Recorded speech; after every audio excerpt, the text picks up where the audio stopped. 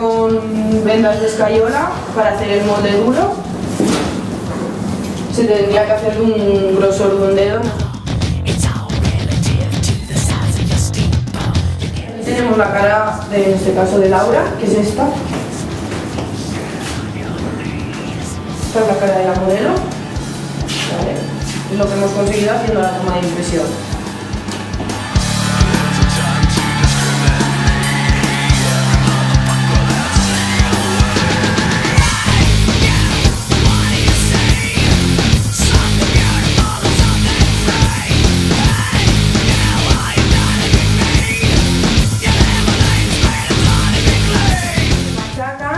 Y con látex mismo te lo pegas en la piel y ya haces como si tuvieras la piel putrefacta.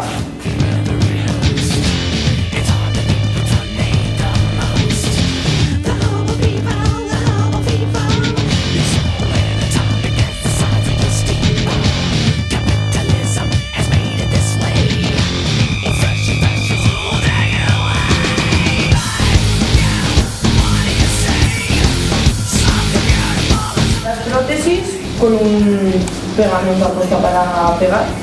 Luego se tienen que disimular los bordes, sobre todo para que no se vea que es falso. Y luego con látex le he creado agujeros, le he hecho más heridas. También le he envejecido los ojos, que aquí tiene un montón de arrugas que no son de ella.